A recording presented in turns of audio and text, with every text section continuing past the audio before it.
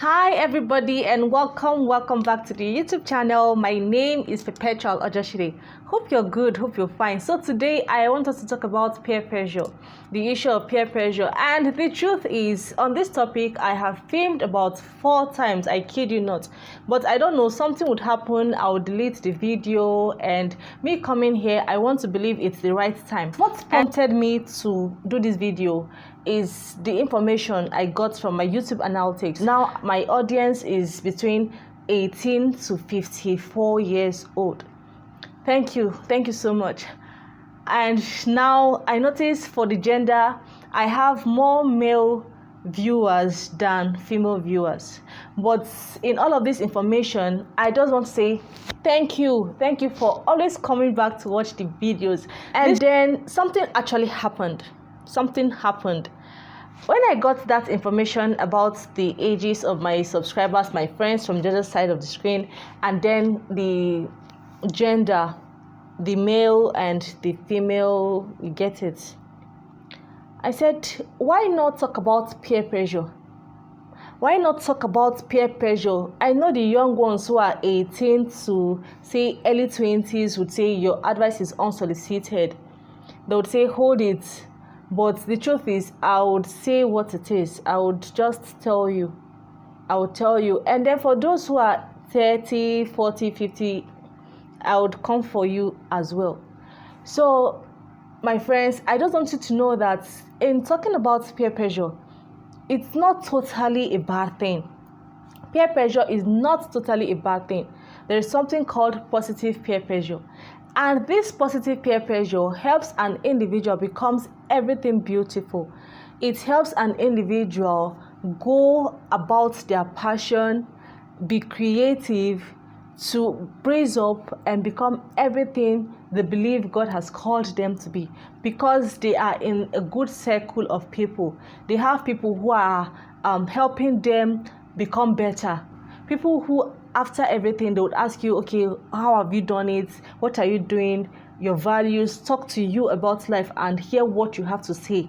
And when you're missing it, they tell you. And then negative peer pressure, that's the one we are always hearing. You know, when you talk about peer pressure, the first thing that comes to anybody's mind is the negative side of peer pressure. That is because it is what we see always. We hardly see the positive. Yes, there is positive, but you know, the negative wants to overshadow the positive. So now, talking about this peer pressure, I just want you, the young ones who are watching this video, to know that there is no time. You know, sometimes we'll say, okay, I can live a certain way, I can party, I can do whatever thing I want to do, I can carry the girls, I can dress a certain way, and when I am 30, I begin to do better. It does not work that way. Now, this is to the young people out there watching this video. Have you ever sat down to talk to people who are older than you, people who have done the things you're doing right now, and hear their part of the story? Most of them will tell you that they regretted living a certain way. Some of them will tell you that the things that they did, that they were thinking it was life, was actually not it. And now, the moment we start to do these things over and over and over again, it becomes part of us, and it makes it very hard to break. And God loves us. He loves us so much, and He does not want us to destroy ourselves. You see, all those kind of lifestyle, all those kind of things that we do, thinking there is still time, there is no time. And now, for those who are watching this video and they are in their 30s, 40s, 50s, even 60s, the truth is that you all know that even the old people are influenced negatively. The old people suffer peer pressure too. That is why you see some people who are buying houses, they are buying cars, they are buying shirts, they are making some kind of hairstyles. But if you ask them if they actually need it, they don't need it. But because their friends are doing it, they don't want their friends to think, oh, okay, you can't afford this. Okay, you are a weak person, you are not in our class. So they want to buy these things just to fit in class standard. Who gave us that standard? Some people will tell you, I cannot live in a house that is not so and so amount. And then they work tirelessly, they work their heads, and they have little or nothing to show for it. Some people even take their children to schools that they can't even afford. Who is giving us all these standards? All these things are peer pressure. So you cannot tell me it is only the young ones that suffer peer pressure. Even the old ones suffer peer pressure. So this video right now is just an admonition from me to you that in whatever thing we're doing, we should always know that we are on a journey, a particular journey. That's an individual journey. Every man has his or her own journey. We have our own stories. You cannot be doing what other people are doing. I cannot be doing what my friends are doing. If it's a positive thing, if I've sat down to think, okay, this will actually benefit me. If you have sat down to think, oh, this is actually going to benefit you, there is no cause for alarm. You can do that. But saying I want to actually do this to prove a point, I want to do this to make people know that I am able, you are killing yourself. So I have been reading this book by Archbishop Fulton J. Sheen, Walk with God, and the 15th chapter talked about a teenager's talk on responsibility. Here they interviewed an individual who is a teenager, and here is what he said. I am not going to read the whole book so as not to bore you. Let me just read this paragraph that really caught my attention. The teenager said, a survey made at Purdue University revealed that 51% of us teenagers did everything to please either our friends or our gangs.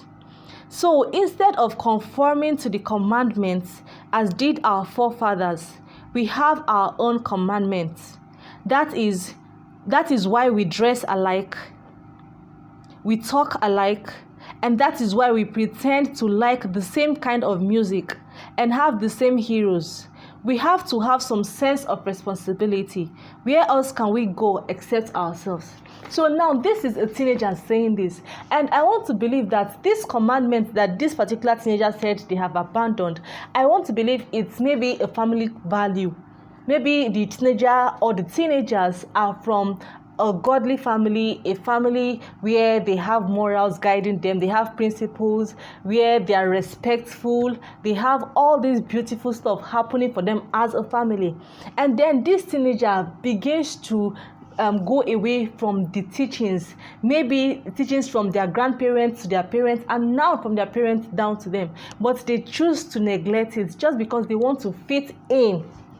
They want to be part of the society. Now in our world today, there is no individuality. It's only uniformity. You go around and people are looking the same. People are dressing alike. People are talking the same way. There are some terminologies that the young people use, not because it suits them, not because it's in line with their values, but because they are in a group of people who are speaking that way.